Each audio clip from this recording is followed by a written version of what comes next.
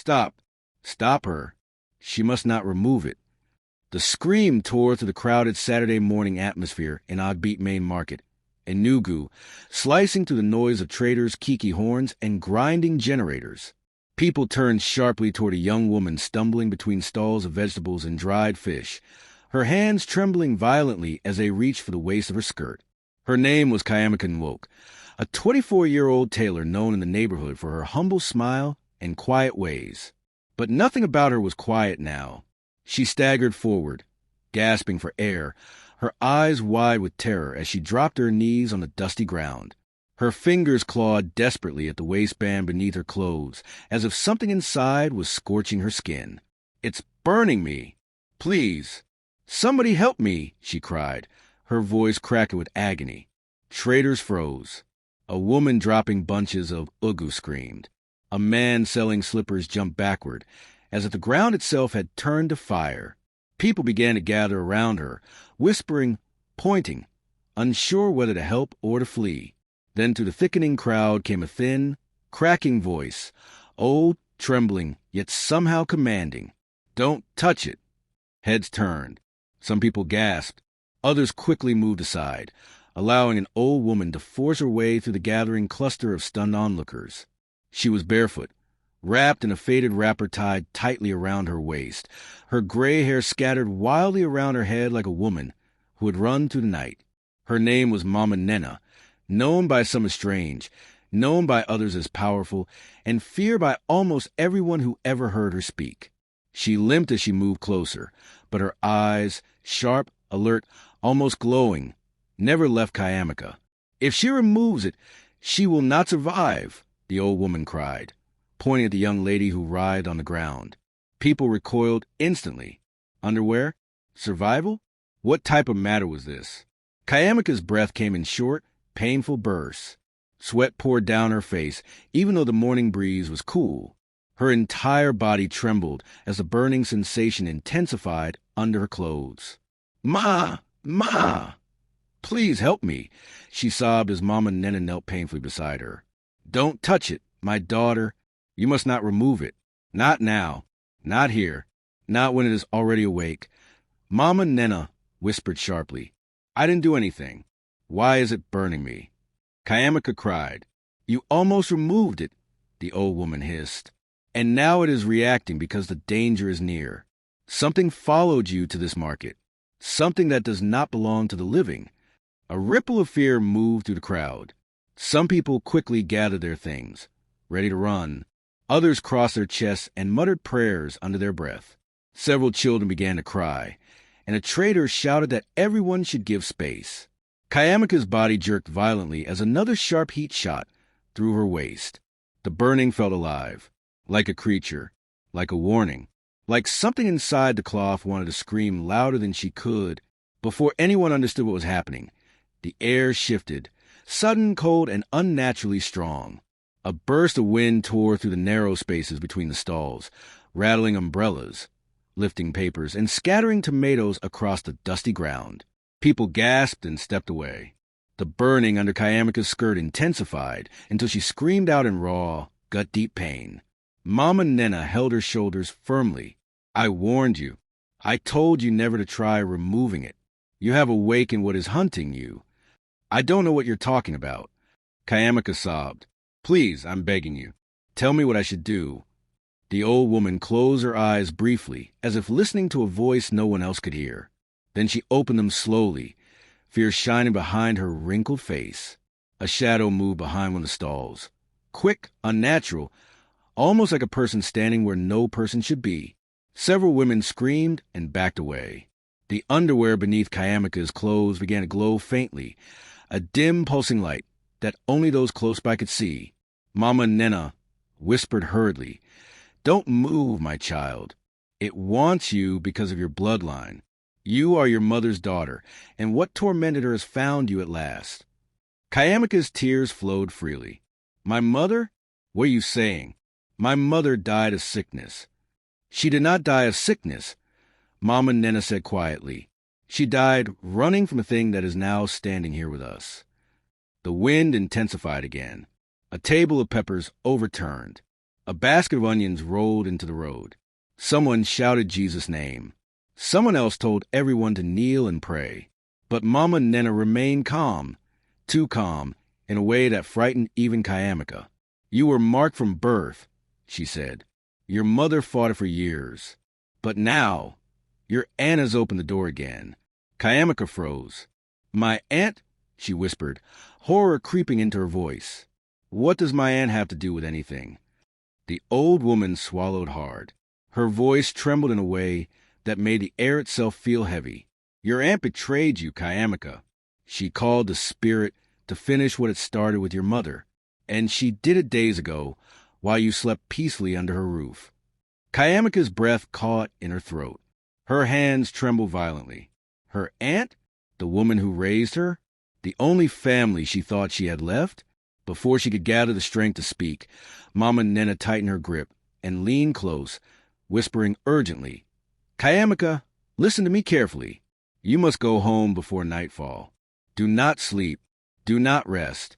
And above all, above everything else, do not remove that underwear again." Kayamika stared at her, tears blurring her vision, her heart pounding so loudly she could barely hear the final warning. "What will happen if I remove it?" she asked in a broken, frightened voice. Mama Nena looked away, her eyes darkening with sorrow and fear. "If you remove it," she whispered, "you will not remain in this world long enough to ask anyone another question." The wind died, the burning reduced to a trembling throb. The market slowly returned to its usual noise, though fear still hung in the air like smoke.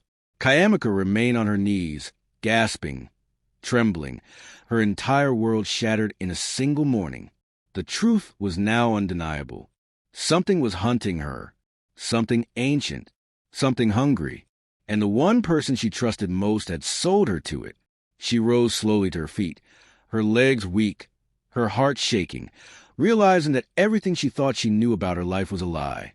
And somewhere in the shadows of the market, something still watched her, waiting, because the real story had just begun.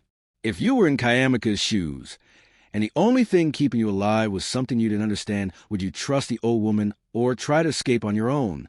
Tell me, what would you do in this situation? I would love to read your thoughts. Kayamika's legs were still trembling long after she left Ogbeat Market. Every step felt heavier than the last, as if something unseen tugged gently at her ankles, urging her to look back. But she did not dare. Mama Nena's warning throbbed in her ears louder than the afternoon traffic. Do not sleep. Do not rest. Do not remove it. That underwear, ordinary in appearance, terrifying in truth, pressed warm against her skin with every stride. Not burning anymore, but pulsing, almost like a heartbeat, almost like it was listening. People stared as she passed. Some stepped aside quickly, as if her shadow carried an infection. A few whispered, their voices barely above breath. "Is that not the girl the old woman shouted about? Spirit matter. May God help her. You saw the wind? That thing was not ordinary." But Kayamika kept walking. Her eyes were glassy, unfocused, her mind replaying the old woman's words over and over. Betrayal, bloodline, spirit, her mother, her aunt, her aunt. Her chest tightened painfully. She tried to dismiss the thought, but it clung to her like wet cloth. Auntie Aloku had taken her in after her parents died. She fed her. She paid her school fees. She taught her to braid hair, to cook akpa, to pray every morning. Why would she want harm for her? But the trembling in her fingers told her the truth she didn't want to face. The old woman had known too much. Mama Nena had described things about her mother, things only close family knew, yet the old woman had never met her. Something deeper was happening, something Kayamika had always pushed aside as childhood nightmares. When she reached her street at coal camp, the sun was dipping low, painting the sky in bruised orange. Children rushed past her chasing a ball, laughing. A man selling roasted corn lifted his hand in greeting, but she barely nodded. She paused at the gate of the compound. Her heart hammered. Was her aunt inside? Was she expecting her? Was she watching her even now? The compound felt wrong, too quiet, too still. Her skin prickled as she pushed the gate open. The familiar creak sounded unusually loud, echoing through the empty courtyard. Even the chickens had retreated to the back. When she stepped inside the room she shared with her aunt, Kayamika's breath caught. The door was already open. Auntie Aloku sat on the edge of the bed, her back turned, her hands resting calmly on her lap. She did not speak immediately. She did not turn. She simply sat there like someone waiting for a confession. Kayamika froze in the doorway. "Auntie, I'm back." Silence. A long, slow silence. Then Auntie Aloku's voice came, soft, measured, but strangely hollow. "You came home late today." Kayamika swallowed. Something happened at the market." "I know," her aunt said quietly. The hairs on Kayamika's arm stood up. You know?" Auntie Aloku finally turned, and her eyes, usually warm, usually loving, looked dimmer, duller, like someone living behind her face instead of inside it. "Mama Nena has interfered," she said calmly. I should have known she would sense it. Kayamika's mouth went dry. "Auntie, what are you talking about?" Her aunt rose slowly from the bed, her wrapper brushing lightly against the floor.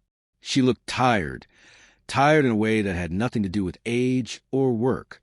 "My child," she said gently, "there are things you do not understand. Things your mother never told you because she was trying to save you." Kayamika took a step back. "Save her?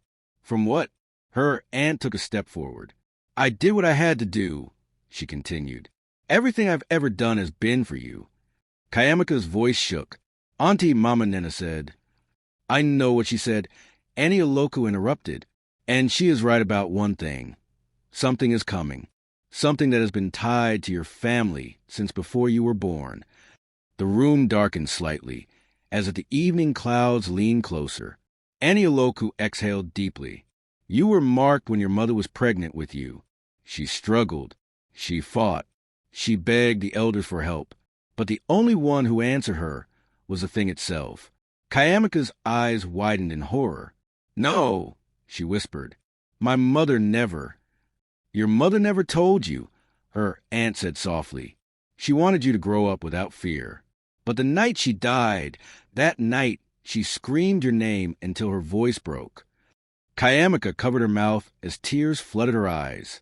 Her aunt stepped closer. "You must understand, the thing that followed your mother does not die. It waits. It sleeps. And when someone in the bloodline becomes vulnerable, it wakes." Kayamika's breathing quickened. "Auntie, did you call it?" Her aunt froze. Her silence was the answer. Kayamika stumbled backward, shaking violently. "Why would you do that to me? Why?" Auntie Aloka's eyes glistened, not with malice, but with something that resembled mourning. "Because you were already marked," she said. "Because I could not fight it alone. Because I thought if I surrendered you early, it would not take you painfully like it took your mother." Kayamika felt the entire world collapse under her feet. Her legs weakened, her chest tightened, her throat closed. "You wanted to give me to it?" she whispered. Her aunt's face crumpled. "I wanted to save you from suffering." Kayamika's voice rose. "By handing me over to something that kills?" "It does not kill," her aunt said sharply. "It takes. There is a difference." Kayamika stared at her, as if seeing her for the first time. Inside her clothes, the underwear pulsed again, warm, fast, panicked, as if warning her. Her aunt noticed a flicker of fear in her eyes. "You are wearing something," Auntie Aloku said slowly. "Something that is not of this house." Kayamika gasped and clutched her skirt. Her aunt stepped forward, eyes narrowing. "Mama Nena gave you something, didn't she?" Kayamika could barely breathe. "No," she whispered. "Auntie, please." "Kayamika," Auntie Aloku said softly, "lift your skirt. Let me see." Kayamika shook her head violently. "No." Something changed in her aunt's expression. Something cold. Something sharp. Something that was not Annie anymore. A faint wind slipped through the closed window. The curtain fluttered even though no air should have passed. Auntie Aloka's voice dropped to a low, trembling murmur. "If you do not remove that thing she gave you, it will anger the spirit even more." Kayamika backed toward the door. Her heartbeat thundered. Her hands shook uncontrollably. "Ani, please stop. You're scaring me." Annie Aloka smiled, sad, resigned, broken. "My daughter," she whispered, "you were never mind protect. You were only mind prepare." A cold rush of air swept across the room. Something moved behind her aunt. Not a shadow, not a shape, a presence. Kayamika's knees nearly buckled. Then the old woman's voice echoed in her mind. "If you remove it, you will not remain in this world long enough to ask another question." Kayamika ran. She didn't think. She just ran. Her aunt's voice followed her, calm and eerie. "Kayamika, don't fight it. It has already chosen you." She burst out of the room, out of the compound, into the evening air as the sky darkened unnaturally fast. Her feet pounded the ground as she sobbed, her breath ragged, her body cold, her waist burning again with warning. And behind her, she heard it, a sound that was not a footstep, not a call, not human, a soft hum, rising and falling like distant morning, like something waking up, something hungry, something that would not stop, because the night had come, and the night had chosen her. If you were Kayamika, and the person who raised you suddenly confessed to preparing you for something terrifying, would you run for help, confront her, or hide until morning? What would you do in her place? Share your thoughts with me. Kayamika did not know how long she ran. She only knew that her breath was burning.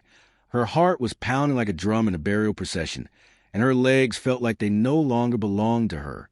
The evening wind slapped against her face as she sprinted to the narrow paths of Coal Camp, tears blurring her vision. She did not look back. She could not.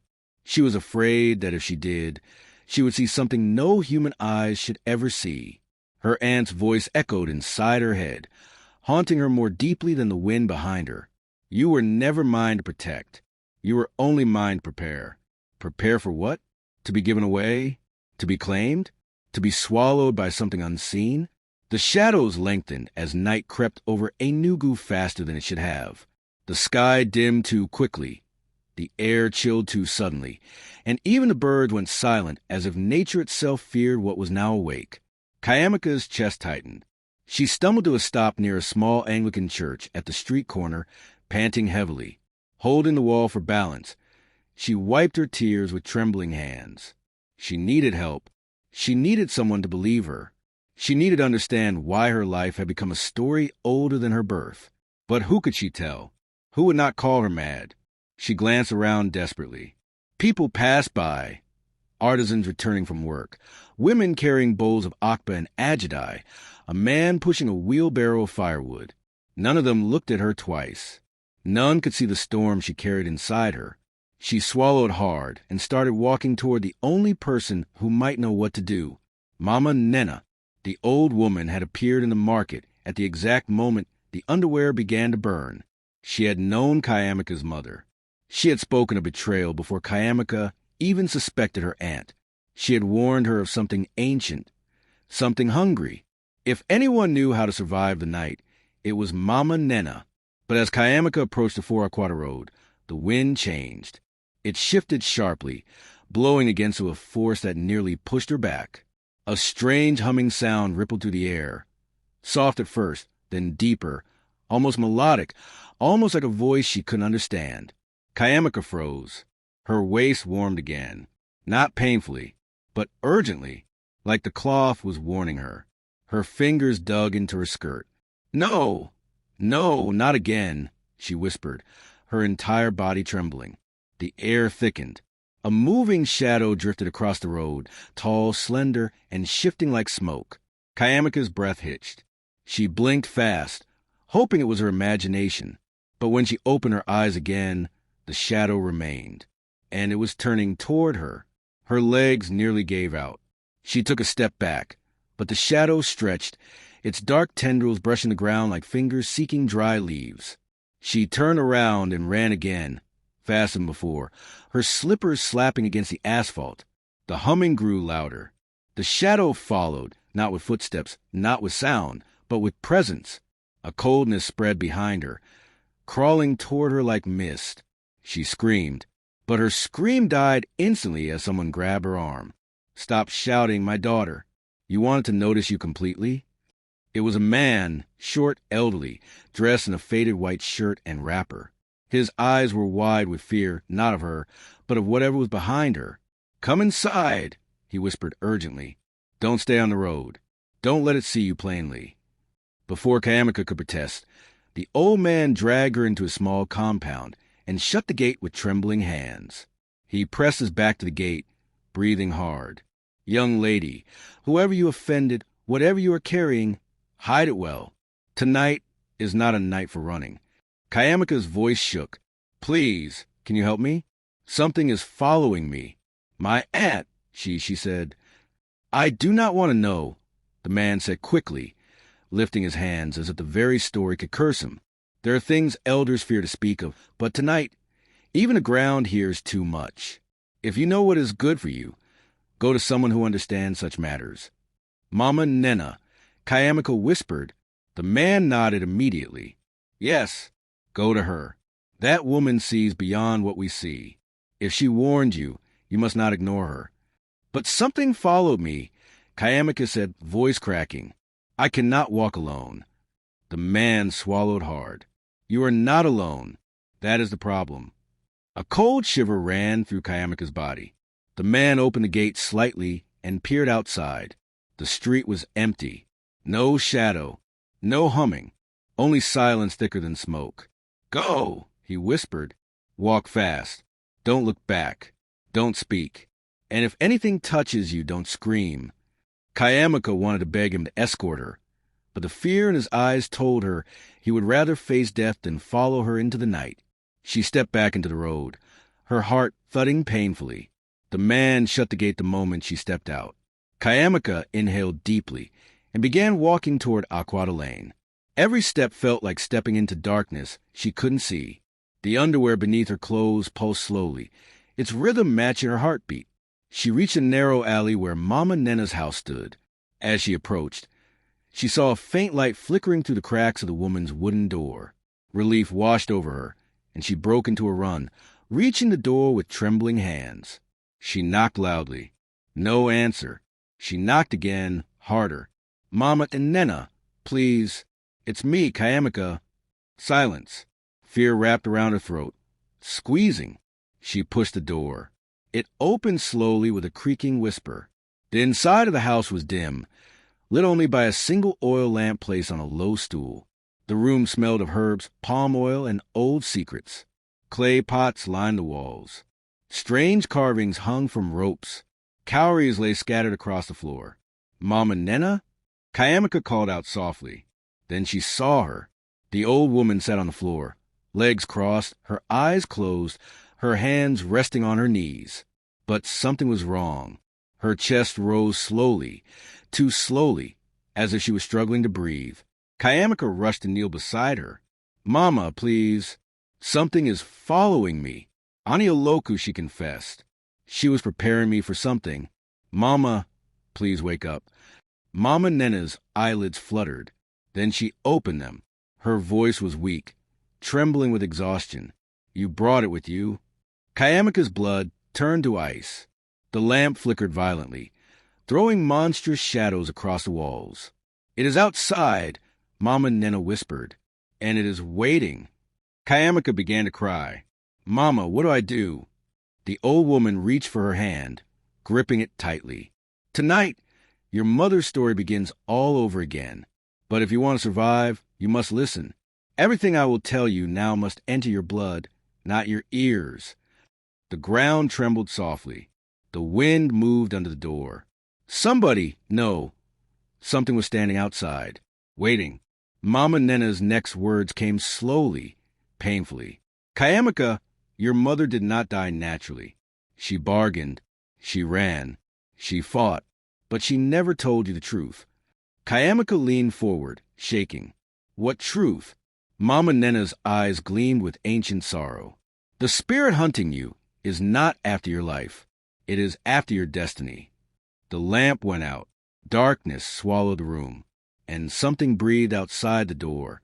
Patient, hungry, awake. If you were Kayamika and the only person who understood your danger told you that the spirit wasn't after your life, but your destiny, what do you think that means? And what would you do next? Share your thoughts with me. For a moment after the lamp died, the world inside Mama Nena's small room felt completely swallowed by darkness. Not the ordinary kind of darkness that comes when a bulb goes off, but the kind that feels alive, the kind that breathes. Kayamika held her breath, terrified that the slightest sound from her would invite whatever was waiting outside. She could feel Mama Nena's hand still gripping hers, trembling slightly but firm enough to keep her grounded. The old woman's voice came out soft, almost like a whisper struggling through heavy air. "My daughter, you must not panic. Fear makes it stronger." Kayamika could barely speak. Her voice came out in a small, shaking breath. "Mama, something is outside. I can feel it." "Yes," the old woman whispered. "It can feel you, too." The wind brushed gently against a wooden door, but it did not rattle it. Instead, it sounded like someone stroking the surface, slowly, with intention, the way a person might brush fingers over the cheek of someone they knew intimately. Kayamika's skin prickled. "Mama, what does it want?" she whispered urgently. "Not your body," Mama Nena murmured. "That is why you are still alive. It is waiting for the right moment. It is patient, older than these walls, older than your lineage. It wants the part of you that carries a future." Kayamika's breath hitched. A future? Destiny? Why would a spirit want that? As if hearing her confusion, Mama Nena squeezed her hand. "Your mother was not an ordinary woman. She was born with a gift, one that the spirit wanted. But she hid it, and when she could no longer hide it, she gave birth to you, and you inherited everything." Kayamika shook her head violently. "I don't have any gift. I only sew clothes. I only try to survive. Mama, this must be a mistake." "No," the old woman said firmly, despite the darkness pressing around them. "You were born with a path that shines brightly, even when you do not see it. And such paths attract spirits that want to twist them." A soft sound brushed the door again, this time 3 slow taps. Not loud, not frightening by themselves. But each tap felt like a knock on Kayamika's heartbeat. Tap, tap, tap. Mama Nena inhaled sharply, but remained still. "Do not answer it. Do not move." "I'm not moving," Kayamika whispered, tears sliding down her cheeks. "I'm so scared." "Fear is fine," Mama Nena murmured. "Fear keeps you awake. Awake keeps you alive." The door creaked faintly, as if a weight pressed gently against it from outside. The underwear beneath Kayamika's clothes pulsed again, quick and warning, like fingers beating a drum beneath her skin. She clutched her wrapper tightly. "Mama, it's here. It knows I'm inside." "Yes," the old woman whispered, "and that is why you must listen to me quickly before the night deepens." The air inside the room grew colder. Kayamika felt the temperature drop, as if someone opened a window to harmattan wind. Even the dust in the room felt frozen. "Mama, my aunt said I was marked. She said I was born for it." "No," Mama Nena said sharply. "Your aunt believed lies. She was deceived by promises she did not understand. The spirit does not just appear to people. They invite it, willingly or blindly. Your aunt made a mistake, thinking she could control what she called. But such spirits do not obey. They only take." Kayamika sobbed quietly. "Why would she do that to me?" "Because she feared losing you," Mama Nena said. "She feared the sickness that took your mother would take you too. Someone convinced her that surrendering you early would protect you from suffering. But that was a lie. Spirits do not offer mercy." The door pressed inward again, gently, almost lovingly. "Mama," Kayamika whispered, her voice trembling so badly she barely recognized it. "What if it enters?" "It cannot," the old woman said. "Not while the cloth is on you." Another pulse of warmth, stronger, comforting in the middle of fear. Kayamika inhaled shakily. "Why underwear, Mama? Why that cloth?" Mama Nena's voice softened with memory. "It belonged to your mother." Kayamika gasped. "My mother? You said it was given to me because I helped you." "That too," she replied. "But I did not tell you everything that day. The cloth belonged to your mother, sewn by her own hands a year before you were born. She placed a protection inside it, a protection strong enough to delay the spirit for many years. That was why she lived as long as she did. She entrusted that cloth to me when she realized she could not fight anymore. Kayamika trembled. Why didn't you give it to me earlier? You were a child, the woman answered. Children tear their clothes. Children forget things. And if the cloth had been removed carelessly at the wrong time, your life would have ended before you ever turned 10. Another slow tap on the door. Tap. The wood shivered. Kayamika bit her lip to keep from screaming. It is growing impatient. Mama Nena said softly. The night is almost halfway. Spirits are strongest between nightfall and the moment the cock crows. She tightened her grip on Kayamika's hand again. But listen carefully, tonight something changed. This spirit is no longer merely following you. It is seeking your decision. Decision? Kayamika whispered. About what? About who you want to become. Mama Nena said. Your mother ran from her destiny. You are the first in your line who has a chance to face it. Another sound shifted outside. Not a knock, not wind. A sigh, like a being waiting patiently, like a presence that was not rushing, because it knew time belonged to it. Kayamika sobbed quietly. Mama, I can't fight a spirit. I'm not strong. I just want to be normal. I just want to be free. Mama Nena touched her cheek in the darkness. You have survived this far because you are stronger than you believe. Suddenly, the door creaked sharply, not opening, but leaning inward as if something pressed its full weight against it. Kayamika clutched Mama Nena. Mama, it's forcing the door. The old woman whispered urgently. Close your eyes. Whatever you do, don't look at the door. If it calls your name, do not answer. Kayamika shook uncontrollably. The air thickened until it felt like she was breathing water. Then it happened. The spirit's voice, faint, low, gentle, almost like a mother crooning to a child, whispered her name from outside the door. Chiamaka. Her blood froze. The old woman squeezed her wrist. Don't answer. Kayamika's lips trembled. Her heartbeat hammered against her ribs. Tears streamed silently as the voice came again, slightly louder, still gentle, still coaxing. Kayamika, open the door. Kayamika covered her ears, choking on her sobs. Mama Nena leaned in close, whispering the final word she needed to hear. My daughter, this is the night you choose. To run from your destiny or to rise toward it. The voice outside deepened. Chiamaka. The door groaned. And somewhere in the darkness, fate waited. The night was not done with her. Not yet. If a spirit called your name softly in the middle of the night, and you were told not to answer, would you have the strength to stay silent? What do you think Kayamika should do next? Share your thoughts with me. Kayamika's entire body shook as she knelt in the darkness beside Mama Nena. The voice outside the door was no longer merely whispering. It was humming now, softly, rhythmically, like a lullaby meant to soothe a child. But it did not soothe her. It made her skin crawl. It made her heart pound so violently she felt in her throat. The old wooden door pulsed inward again, bowed by a pressure only they could feel. The air tasted like rain before a storm, thick and electric, carrying a scent that was not human. Kayamika pressed her hands to her ears, tried to block out the voice calling her name. But each time she did, the underwear beneath her clothes tightened gently, almost like it was warning her not to shut out completely. Mama Nena leaned forward slightly, her old bones cracking softly. Kayamika, listen to me. The spirit cannot enter unless you open path. That door is not its entrance.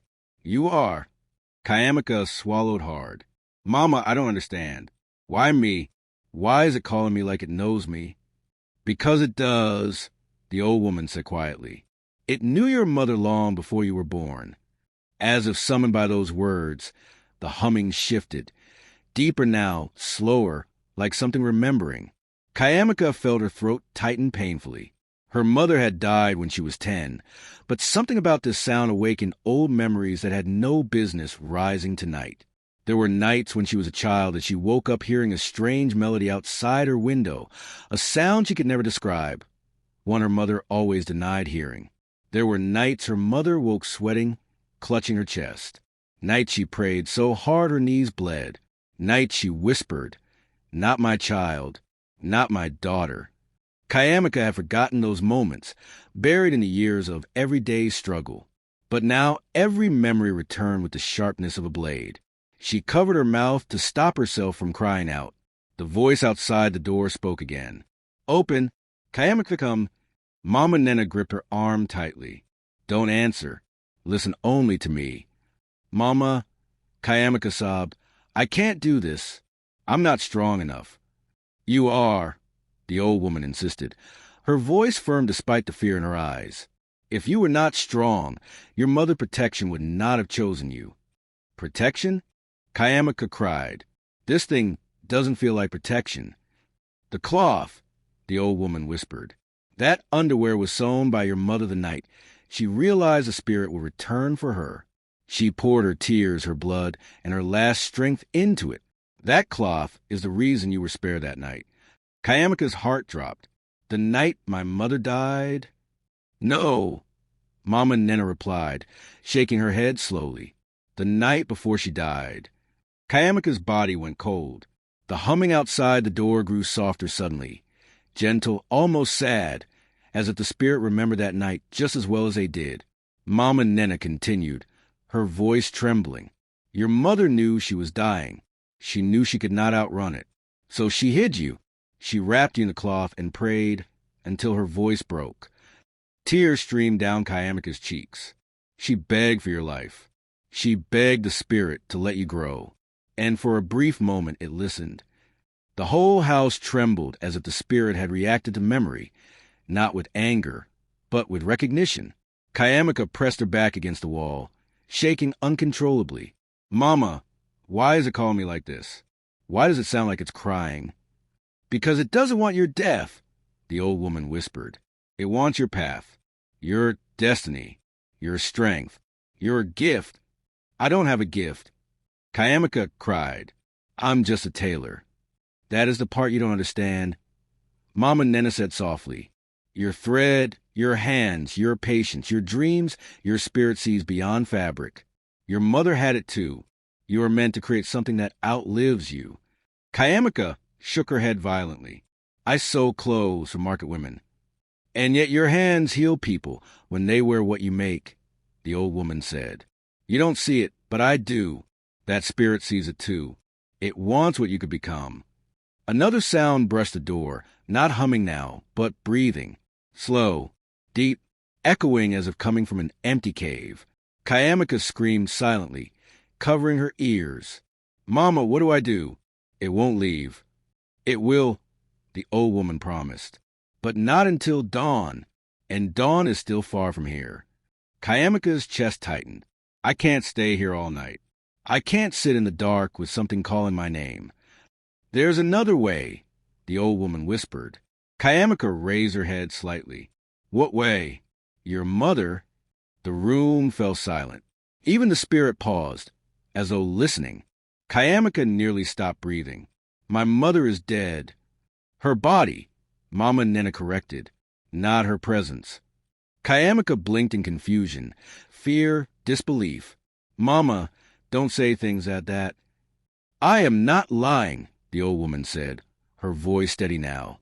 "Before she died, your mother bound her voice to cloth.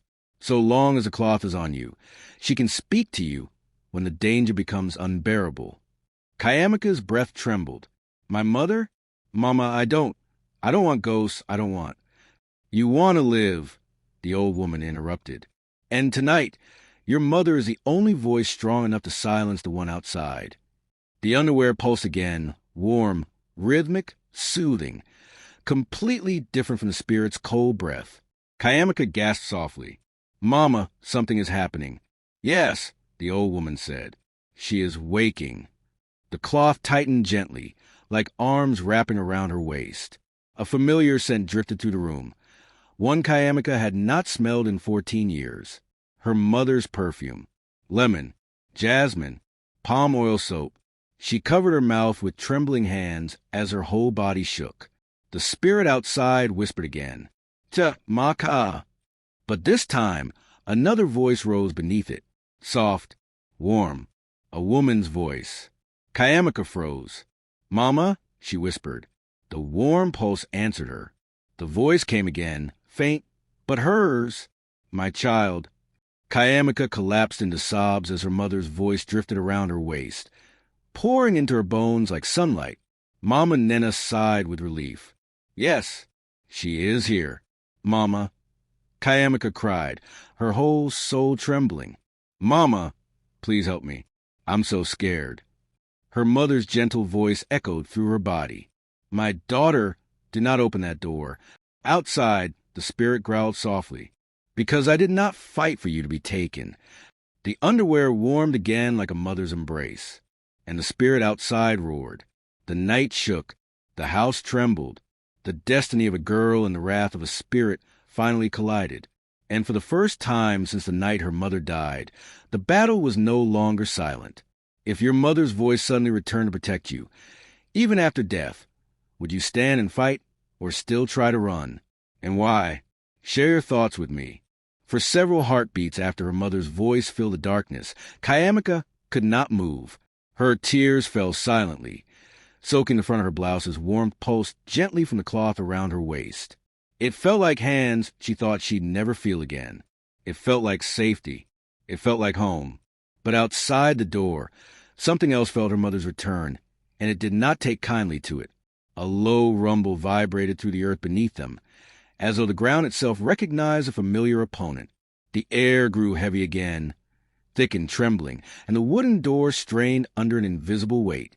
Mama Nena leaned her frail body closer to Kayamika. "Your mother is stronger in this form than she ever was alive.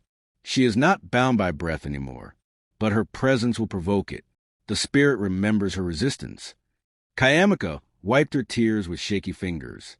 "Mama, why didn't she come before now?" "You were not in a place she could reach," the woman whispered. "The cloth only awakens when your fear and your strength rise at the same time." Kayamika swallowed hard. "I'm not strong, Mama. I'm terrified." "Good," the old woman said. "Courage is not the absence of fear. It is fear that decides not to surrender." The voice outside the door shifted, no longer calling her name. Now it murmured in a guttural rhythm that sounded old enough to belong to the earth itself. The sound made something in Kayamika's bones tremble.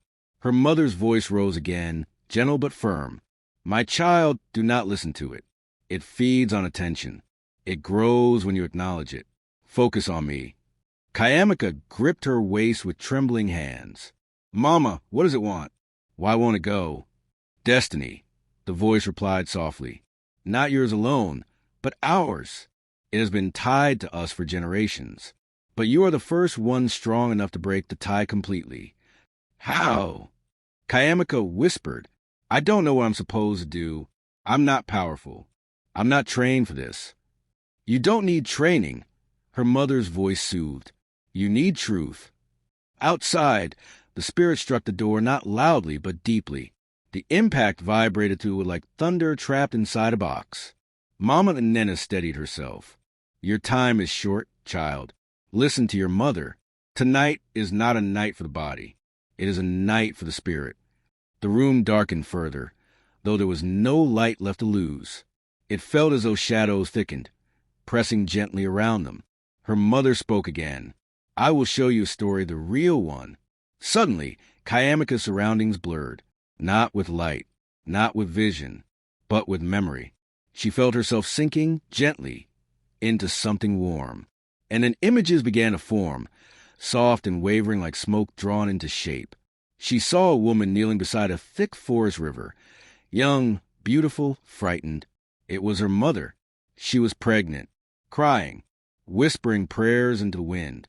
She saw another shape across from her, tall, shifting like mist, neither man nor shadow. Kayamika gasped softly. "Mama, what is that?" Her mother's voice wrapped around her ear like fog. "The night before you were born, it demanded a life for a life." The spirit in the vision stretched out like a tree bending in strong wind. Her mother fell to her knees, clutching her stomach, sobbing. "It wanted you," her mother whispered inside the memory. "Before you took your first breath, it wanted your future." Kayamika's heart clenched painfully. "I told it no," her mother continued. It raged. It broke my walls, my strength, my peace. But it did not touch you. I hid you inside the cloth, the same one you wear now. You were born wrapped in it. The vision shifted. She now saw herself as an infant, tiny, crying, wrapped tightly in the same protective cloth. Her mother held her desperately, shielding her from something invisible that hovered nearby. I protected you for 10 years, her mother whispered. But spirits do not forget. Spirits do not forgive. The final image was her mother collapsing in the doorway of their old house, clutching the cloth, crying her daughter's name. Kayamika screamed, "Mama, stop! I can't watch this." The memory dissolved instantly. She was back in the dark room, trembling violently. The spirit outside roared this time, loud, furious, shaking dust from the rafters. Mama Nena grabbed Kayamika's shoulders. "It is weakening. The memory unsettles it. Show what you remember." The underwear pulsed again, warm and bright beneath her clothes, glowing faintly through the fabric. Kayamika pressed her hand against it. "Mama, are you still here?" "Yes," her mother answered, her voice thick with love. "And I am not leaving. Not tonight." The door rattled violently now. Not gently, not patiently. It had lost patience. Mama Nena's voice rose urgently. "You must stand up, Kayamika. Stand." Kayamika rose slowly, her knees trembling, her hands shaking. But she stood. The spirit howled outside. Her mother's voice surged through her like rising fire. "You do not belong to it." The underwear grew hotter. "You were not born for it." The door cracked. "You are not its destiny." The spirit screamed, "You are mine." The cloth glowed. Kayamika felt something inside her chest shift, something she had never felt before. A strange strength, a warm courage, a power that was not given to her, but inherited. She stepped closer to the center of the room, shaking but upright. The spirit struck the door again, but this time the door held. Her mother's voice grew stronger. "It cannot touch you while you stand. Fear weakens you, but truth strengthens you." Kayamika lifted her chin, still trembling but no longer collapsing. Her breath steadied. Her palms warmed. She whispered, barely audible, "I am not yours." The spirit's roar shook the entire house, so violently that clay pots shattered across the floor. But Mama Nena shouted proudly, "Good. Again." Kayamika's voice rose, louder this time. "I am not yours." Her mother's voice roared through her blood. "You belong to the living." The door thundered. "You belong to your ancestors." The wind screamed, "You belong to your future." The entire compound shook. And then, for the first time since the chase began, the spirit stopped. Complete silence. A silence so thick that Kayamika didn't know whether to breathe or collapse. Mama Nena whispered, almost reverently, "It heard you." Kayamika's chest rose and fell heavily. Is it gone?" "No," the woman replied. "But for the first time it fears you." The spirit shifted outside, a slow, reluctant retreat. Kayamika burst into tears, collapsing to her knees in Mama Nena's arms. But the night was not over. Her mother's voice warned softly, "Dawn is close, but danger sharpens in its final hour." The retreat had begun, but the battle was far from finished. If you discovered a hidden strength inside you, one strong enough to make even a spirit step back, would you push forward boldly or stay cautious until dawn? What do you think Kayamika should do now? Share your thoughts with me. The night did not return to normal after the spirit retreated. It did not bring peace or silence or relief. Instead, it stretched itself thin and trembling, like a cloth pulled dangerously tight. One more tug, and everything could tear. Kayamika sat on the cold floor of Mama Nena's hut, tears drying slowly on her cheeks. Her breathing had steadied, but her heartbeat still carried a memory of terror. Her mother's voice, though warm, grew faint, as though speaking from a distance measured in grief rather than space. Mama Nena touched her shoulder gently. "You did well, my daughter. You held your ground tonight." Kayamika nodded weakly. "Mama, I'm still shaking." "You are alive," the old woman replied. Shaking is the body's way of remembering it survived. Outside, the night wind no longer blew naturally. It moved in long, unsettling waves, as if something was circling the hut from afar, not approaching, not retreating, merely watching, waiting. Kayamika hugged her arms around herself. Mama, will it come back? Yes. Her mother's voice murmured through cloth. It must, for the tie between us is not yet broken. Kayamika closed her eyes painfully. Why is this happening to me? I didn't ask for any destiny, any spirit, any gift. Mama Nena sighed. Children never choose the legacies they inherit, but they choose what to do with them. Kayamika's voice wavered. Mama, you said I could break it. How? Her mother's voice softened, heavy with memories too old for the living. You must complete what I could not. What is that? Kayamika whispered.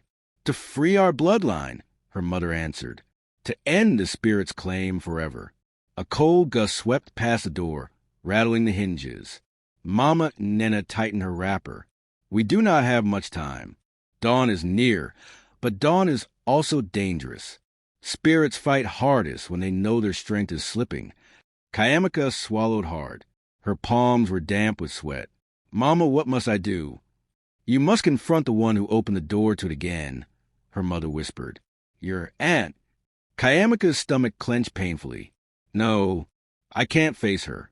She tried to give me away. Yes, her mother said gently, because she believed she was saving you from dying painfully, the way I did. Kayamika choked. She betrayed me. She chose wrongly, the voice of her mother said.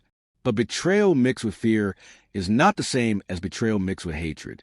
Your aunt loved you in her own broken way. Mama Nena touched Kayamika lightly, and the spirit uses fear like a knife. Kayamika wiped her tears again. What do I do when I see her? Fight her? Run. You must look her in the eyes, her mother said, and ask her why she opened the door. Only then will the truth loosen the spirit's hold. But what if she denies it? Mama Nena's expression hardened. She will not. Fear reveals itself when dawn approaches. A sudden rumble passed across the roof. Not thunder, not footsteps, more like something sweeping its vast weight over the thatched ceiling. Kayamika gasped and moved closer to Mama Nena. Her mother's voice whispered urgently, Do not tremble now. You have survived its rage. What is left is its desperation. The old woman stood up slowly, gripping a carved wooden staff.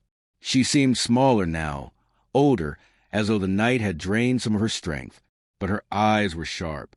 Kayamika, if you want to live beyond sunrise, you must do exactly as I say. We will leave this hut now. Kayamika's eyes widened. Now! Mama, it's still outside. Yes, Mama Nena replied, but the spirit cannot strike while you stand under truth. It only attacks those who hide. Kayamika looked at the door with trembling dread. Mama, I'm not brave. You became brave the moment you shouted, I am not yours, the woman said. And her mother's voice added softly, You became brave the moment you were born. Kayamika inhaled sharply, the warmth of the cloth steadying her shaking hands. Mama Nena lifted the latch and opened the door just enough to see through the gap. The world outside looked wrong. The night sky was too dark. The moon was too pale. The shadows were too still. And the wind blew backward from ground to sky. Kayamika clutched her wrapper tighter. Mama, is this real? All things in the spirit's hour are real, the old woman murmured. Walk close behind me. Do not speak until I tell you. They stepped outside. The air hit Kayamika like ice. Her breath turned white. The ground beneath her feet vibrated faintly, as if the soil was alive. She felt the spirit instantly. It was not visible. It was not shaped, but it was watching with an intensity that made tears gather in her eyes. A deep humming rippled through the trees, slower now, heavier, wounded. Mama Nena walked forward calmly, her staff tapping the earth rhythmically. Each tap pushed back a layer of chilling air. Kayamika whispered softly, Mama, where are we going? To your home, the woman said. You must face what ties you.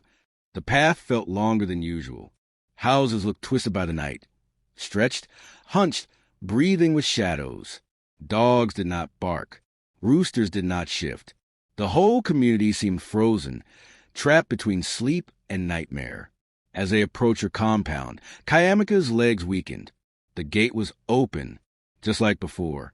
Auntie Aloka stood in the doorway of the house, facing the darkness, her wrapper fluttering around her legs though there was no wind.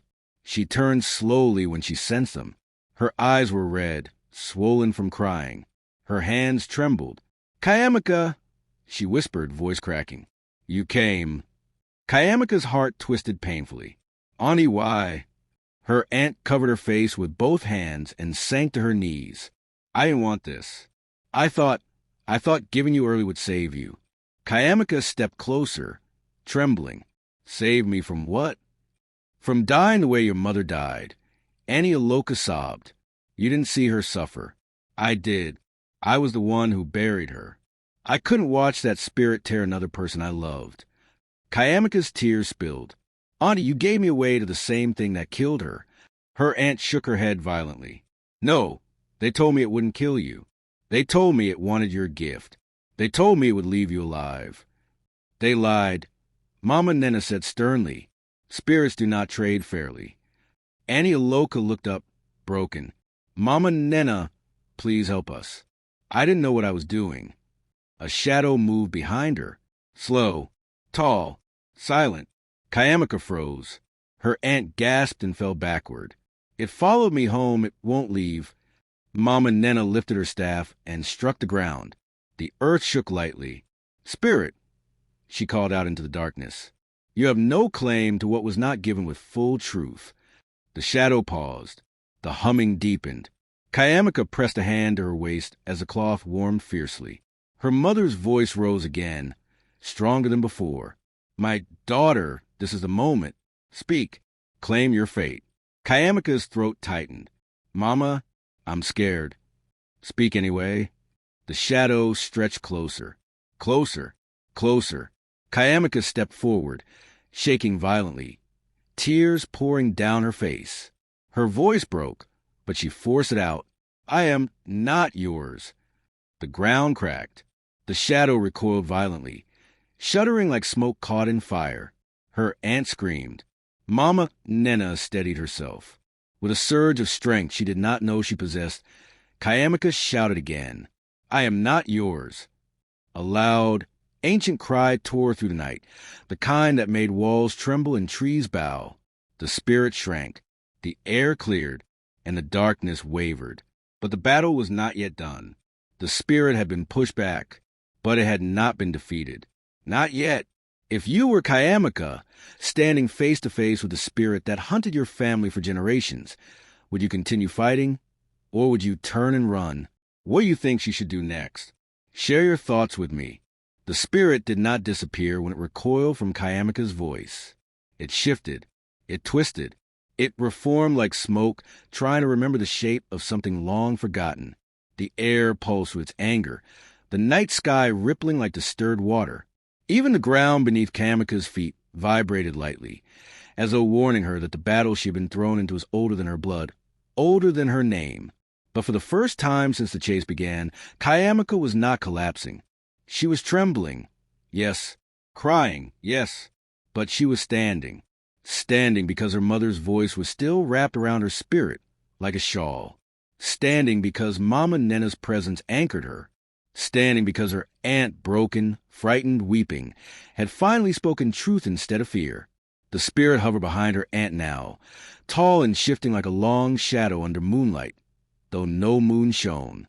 It hummed softly, but this time Kayamika could hear something beneath the hum, something like impatience, something like warning. Mama Nena's voice trembled as she raised her staff. "It is wounded, but not defeated. The final choice remains." Kayamika swallowed hard. "What choice?" "Whether your family remains bound," Mama Nena said, "or whether the binding ends tonight."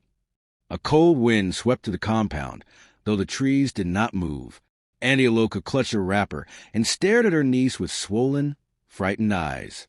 "Kayamika, please, please forgive me." Kayamika felt tears slide down her cheeks again. "Auntie, I don't understand why you chose me." Her aunt broke into fresh sobs. "Because I loved you. Because I believed what they said, that your suffering would be shorter, easier, that you would not feel what your mother felt. I was wrong. My fear blinded me." The spirit shifted behind her again. Kayamika stared at it, trembling. "Mama, what does it want now?" Her mother's voice rose softly from the cloth around her waist. "It wants you to surrender or to reject. Either way, the choice must come from you. Not fear, not your aunt, not the elders you." The old woman stepped between Kayamika and the spirit. "Child, this final step is not to run or to shout. It is to choose with your spirit." The humming outside deepened, vibrating through the metal roof. Kayamika inhaled shakily. "Mama, how do I choose my spirit?" "I don't know how."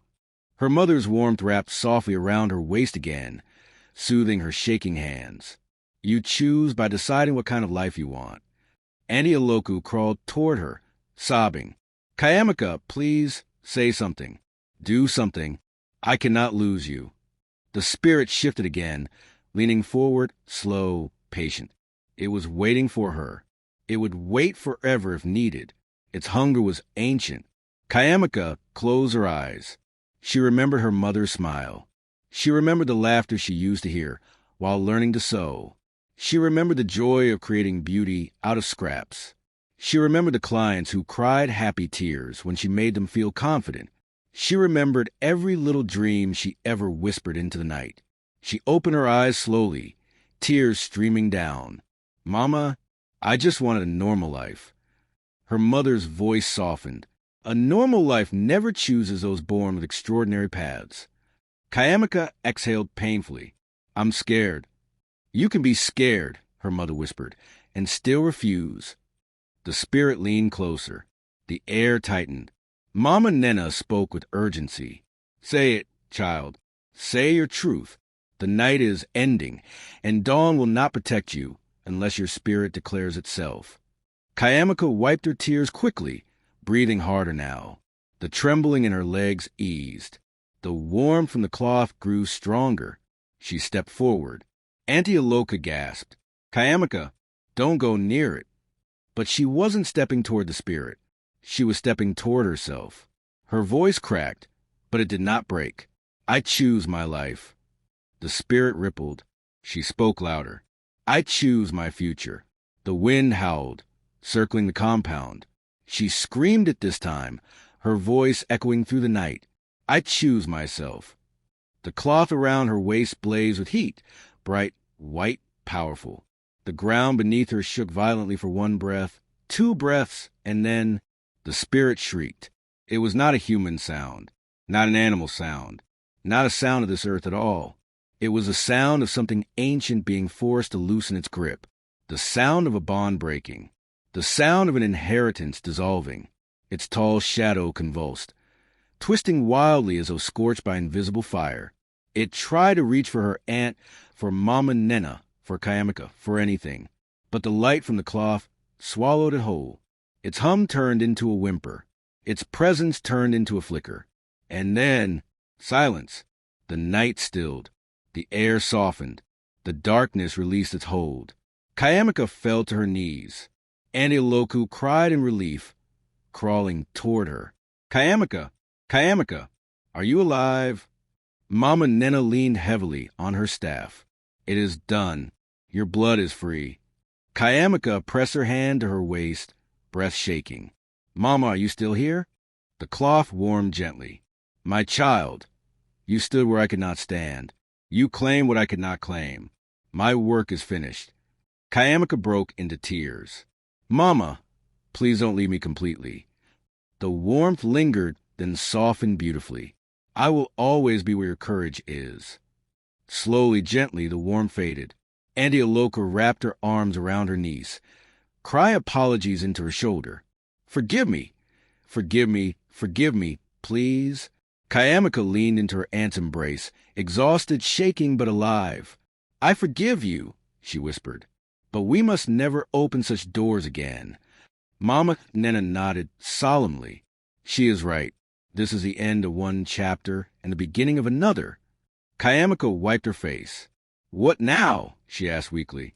Mama Nena smiled for the first time. Now, Kayamika, you live. The first rooster crowed, and dawn finally broke. After everything Kayamika survived, what lesson do you think she should carry into the rest of her life? Forgiveness, courage, or something deeper? Share your thoughts with me